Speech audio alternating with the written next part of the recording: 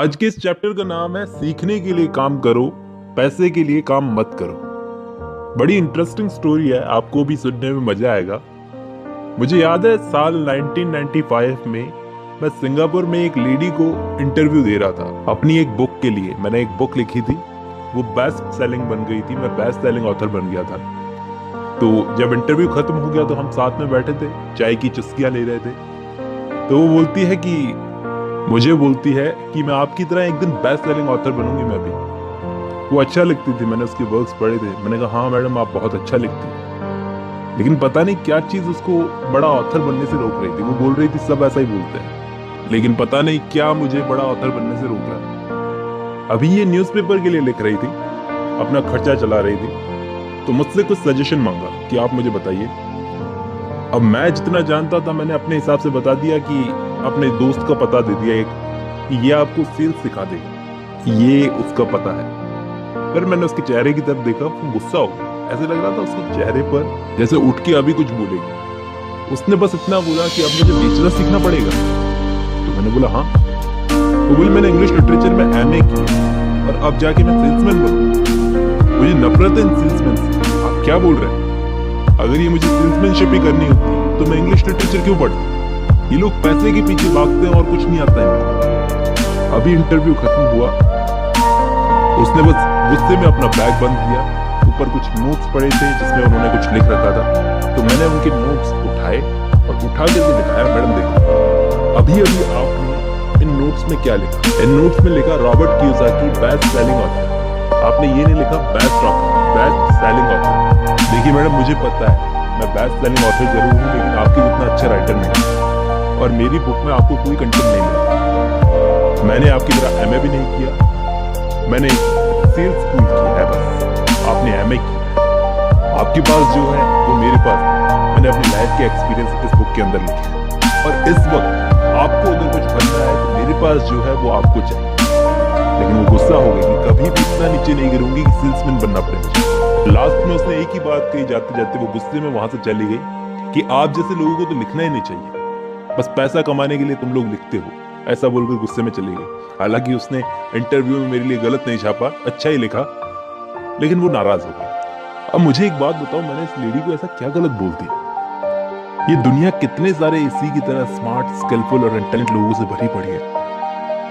यहाँ तक कि मैं जहाँ गाड़ी बनवाने जाता हूँ वहां पर एक जवान लड़का है, देखते ही बता देता है कि क्या बीमारी है गाड़ी में, और ठीक कर देता 5 मिनट में। मैं समझ भी नहीं पाऊंगा उसकी तरह, कभी सीख नहीं पाऊंगा उसकी तरह। लेकिन अफसोस उस बेचारे को, उन सबको अपना टैलेंट दिखाने का मौका ही नहीं मिला। शायद ये खुद लेना नहीं चाहते। ये सबसे ज्यादा फोकस करते हैं अपनी स्किल्स को निखारने में। थोड़ी अगर ये सेल्स में दुनिया को दिखाने में मेहनत कर लेंगे तो शायद जो ये डिजर्व करते हैं वो उनको मिल जाए। शायद ये गरीबी में अपनी जिंदगी नहीं जिएंगे, उनकी स्किल्स इनको कमा के देगी अगर ये कुछ और भी सीखते हैं। इसके अलावा एक एडवाइजर था, उसने मुझे बताया था कि ये लोग अपनी सक्सेस से सिर्फ एक कदम दूर रहते हैं। बस एक चीज और इनको सीखनी पड़ती है ऐसे लोगों को, मार्केटिंग। वो नहीं सीखते। जैसे ये इंटरव्यू लेने वाली लेडी थोड़ा सा अपना दिमाग नहीं खोलती। वो चाहती थी कि दुनिया इसके टैलेंट को देखे, लेकिन वो टैलेंट को देखने के लिए काम ही नहीं कर रही। और मुझे बोल के गई कि आपको पैसा दिख रहा है, क्योंकि पैसा मुझे नहीं दिख रहा, पैसा उसको दिख रहा है। ये चीज मैं आगे साबित कर दूं। अब देखो, मैं अपनी बात बताता हूँ। फर्स्ट टाइम जब मैंने बुक लिखी थी तो वो भी मेरे लाइफ के एक्सपीरियंस पर भी। उस बुक का टाइटल बड़ा अजीब सा था कि अगर अमीर और खुश होना चाहते हो तो स्कूल मत जाओ। अब एक पब्लिशर ने इस टाइटल को देखा और बोला भाई साहब, आप उसका नाम बदलकर इकोनॉमिक्स ऑफ एजुकेशन रख दो। बोला सर, आपकी राय के लिए शुक्रिया, लेकिन उस टाइटल से सिर्फ 2 कॉपीज बिकेगी, और वो 2 कॉपीज कौन खरीदेगी? मेरी फैमिली एक तो, और एक मेरा बेस्ट फ्रेंड। आप मुझे एडवाइस मत दो। और वो दोनों खरीदेंगे नहीं, वो दोनों मुफ्त में मांगेंगे मुझसे। जानबूझकर मैंने वो टाइटल डाला था ताकि लोगों को भड़कीला लगे और अंदर की चीज पढ़े तो सही एक बार। कुछ चीजें ठीक होनी चाहिए इस एजुकेशन सिस्टम में, मेरे को ऐसा लगता है। सेल्स सिखानी चाहिए बच्चों को। जो भड़कीला टाइटल मैंने डाला उससे मेरी बुक बिकी, बहुत बिकी। अब दोस्तों, मैं आपको अपनी स्टोरी सुनाता हूं। जब मैं ग्रेजुएट हुआ था तो सबसे ज्यादा खुश हुए थे मेरे गरीब डैडी, पढ़े लिखे डैडी, पढ़े लिखे गरीब डैडी। मुझे नौकरी मिली, अच्छी खासी ठीक ठाक नौकरी थी, अच्छे खासे पैसे मिल रहे थे। सैलरी शुरू में तो इतनी ज्यादा नहीं थी, और उसमें काम क्या था, 7 महीने काम, 5 महीने आराम। 5 महीने की छुट्टी में मैं कुछ और भी कर सकता था, लेकिन 6 महीने काम करने के बाद मैंने उस नौकरी को छोड़ दिया। फिर मैं प्लेन उड़ाना सीखने चला गया। तो मेरे गरीब डैडी बहुत दुखी हुए कि इस तरह से नौकरी क्यों छोड़ दी। मैं उनको समझा नहीं पाया, लेकिन अमीर डैडी बहुत खुश थे कि मैंने अपनी नौकरी छोड़ दी। अब ये ज्यादा पढ़े लिखे लोग क्या करते हैं, वैसे तो बोलते हैं कि मुझे अपने प्रोफेशन से प्यार है, लेकिन ये लोग भी प्रोफेशन देखकर, स्कोप देखकर ही प्रोफेशन चुनते हैं। ज्यादातर ऐसा होता है। फिर बोलते हैं कि हमें अपने काम से प्यार है। एक चीज को निखारने में इतना टाइम लगा देते हैं कि बाकी चीजें तो भूल जाते हैं। अब स्कूल्स और कॉलेजेस में देखना कैसे लोगों का सम्मान किया जाता है जो एक चीज के अंदर पीएचडी करते हैं, एक चीज पे सबसे ज्यादा फोकस करते हैं, कम से कम चीजों के बारे में ज्यादा से ज्यादा पढ़ते हैं। ऐसे लोगों का सम्मान किया जाता है। जैसे हिस्ट्री ले ली तो हिस्ट्री में पीएचडी कर लो, उसके आगे मत जाओ, उसके बाहर झांके मत देखो। लेकिन अमीर डैडी उल्टा बोलते थे। वो बोलते थे हर चीज के बारे में थोड़ी नॉलेज होनी चाहिए। अगर तुमने कॉमर्स पढ़ी है तो थोड़ा आर्ट्स के बारे में भी जान लोगे तो कुछ बिगड़ेगा नहीं। आर्ट्स पढ़ी है तो कॉमर्स के बारे में जान लोगे तो ज्यादा कुछ बिगड़ेगा नहीं। मेरे अमीर डैडी ने मुझे अकाउंटिंग का भी काम करवाया है, मुझे और माइक को बस बॉय का भी काम करवाया है, कंस्ट्रक्शन वर्कर का भी काम करवाया है, बहुत सारे काम किए हैं। और हम दोनों उन्हीं के कहने पर बैंकर्स, वकीलों और ब्रोकर्स के बीच में बैठते थे। मेरी नौकरी छोड़ने का सबसे ज्यादा दुख हुआ था मेरे पढ़े लिखे गरीब डैडी को, और सबसे ज्यादा खुशी हुई थी अमीर डैडी को। अमीर डैडी चाहते थे कि मुझे सीखना बहुत ज्यादा जरूरी है, जो नॉलेज मुझे उस नौकरी में नहीं मिलती। अब बताओ, असलियत में पैसे के पीछे कौन भाग रहा है, मेरे गरीब डैडी या अमीर डैडी? गरीब डैडी चाहते हैं कि मैं एक ही काम करता रहूं ताकि पैसा आता रहे, और अमीर डैडी चाहते हैं कि सीखो, अलग अलग जगह जाकर सीखो। अमीर डैडी सारा गेम समझते थे कि सीखना ज्यादा जरूरी है, सीखोगे तभी आगे काम आएगा। वो सीखने पर ज्यादा जोर देते थे। वो बोलते थे सबसे मुश्किल है लोगों से काम लेना। इसके बाद मैं जेरोक्स कंपनी में काम करने लगा। मुझे सेल्स वगैरह आती नहीं थी उस टाइम तक। मैं सेल्स मैंने कहाँ सीखी? जेरोक्स कंपनी सेल्स वगैरह उस टाइम तक मुझे आती नहीं थी। मैं बहुत शर्म खाता था कि मैं किसी के दरवाजे पे जाऊंगा, उसको खटखटाऊंगा, मैं बोलूंगा कि ये चीज ले लो, बहुत बुरा लगता है। ना कर सकते हैं, बेइज्जती भी कर सकते हैं, तो मुझे बड़ी शर्म आती है। और मुझसे भी ज्यादा शर्म आती थी एक आदमी को मेरे ये सब करने पे। वो थे मेरे पढ़े लिखे लोग। वो कहते थे कि तुम पहले अच्छी खासी नौकरी में थे, अब सेल्स में जाकर के ये क्या कर रहे हो?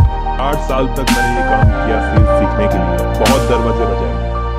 उसके बाद अपनी खुद की कंपनी, और आज उसी सेल्स की बदौलत मैं कह रहा हूँ, मैं आज इंटरनेशनल लेवल पर बिजनेस कर रहा हूँ।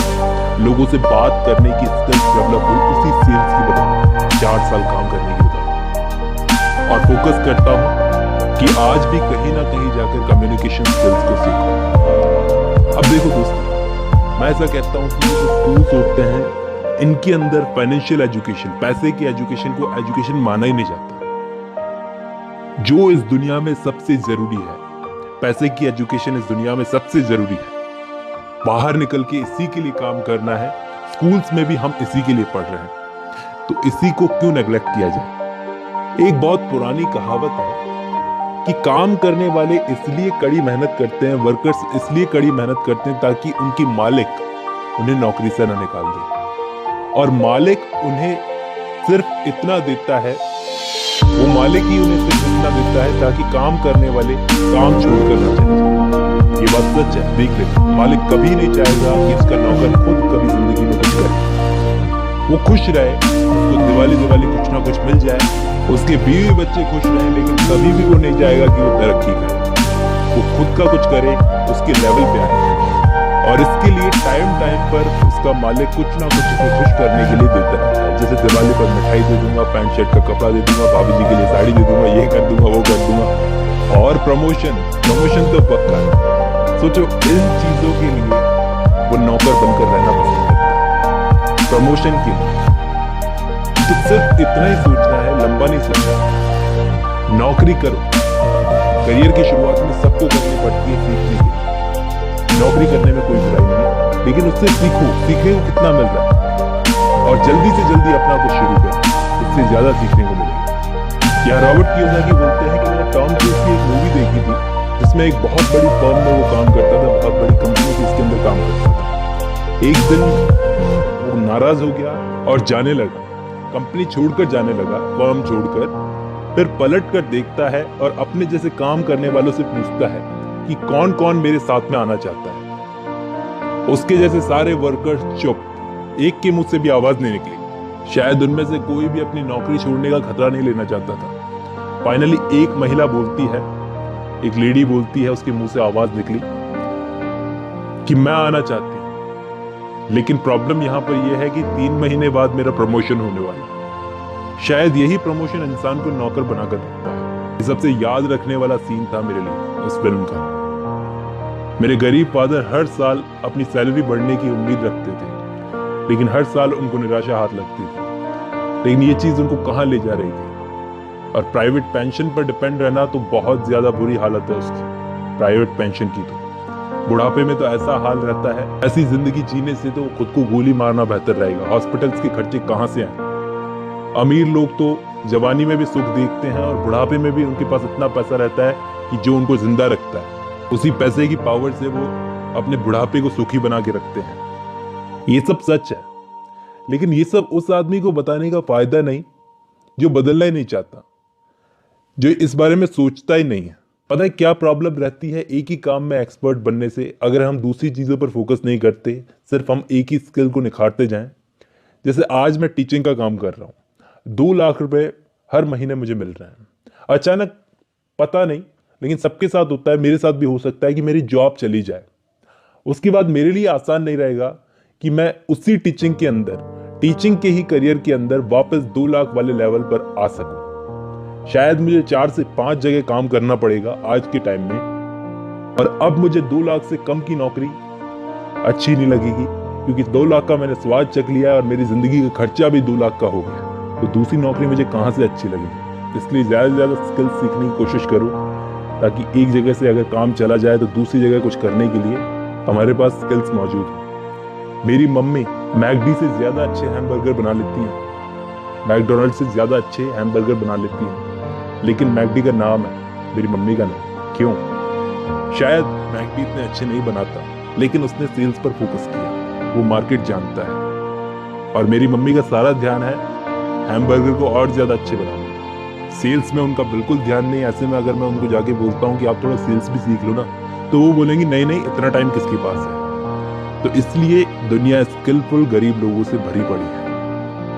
अमीर लोग भी अपने बच्चों को बिजनेस का सिर्फ एक हिस्सा नहीं सिखाते, बल्कि वो सारा काम करवाते हैं। वो डायरेक्टली अपनी गलती उनको नहीं बोलते, वो बोलते हैं कि छोटे से बड़े लेवल पर सब जाकर के वॉचमैन के साथ भी बैठ, इस कंपनी का जिसको तू संभालने वाला है उसका हर एक हिस्सा जाके जाना, तब जाके ये गलती। तो क्यों ना हम लोग भी उन्हीं की तरह सीखने पर ज्यादा फोकस करें। हो सकता है शुरू में हम लोग कम कमाए, लेकिन बाद में देखना। मेरे फादर की गलती थी कि जिंदगी भर उन्होंने एक ही चीज को सीखने पर ज्यादा फोकस किया, थोड़ा थोड़ा सब चीजों के बारे में नहीं जाना। वहीं मैं स्मार्ट लोगों के बीच में बैठ कर सीखता था, तो बाद में उन्हीं स्मार्ट लोगों से काम करवाना शुरू किया। अब आप बताओ मुझे कि उस लेडी को ये मैंने सेल्स के बारे में बोलकर क्या बोला कि आप थोड़ा सेल्स भी सीखिए। मुझे पैसों का भूखा बोलकर खुद पैसे के पीछे भागोगे, उनसे उनकी नौकरी नहीं छूट रही। बल्कि मैंने तो पैसों के लिए कुछ बोला नहीं, मैंने तो सीखने के लिए बोला। सीखने की इच्छा है तो सीखो, बाकी का नेक्स्ट चैप्टर में सिखाएंगे। आज की वीडियो में बस इतना।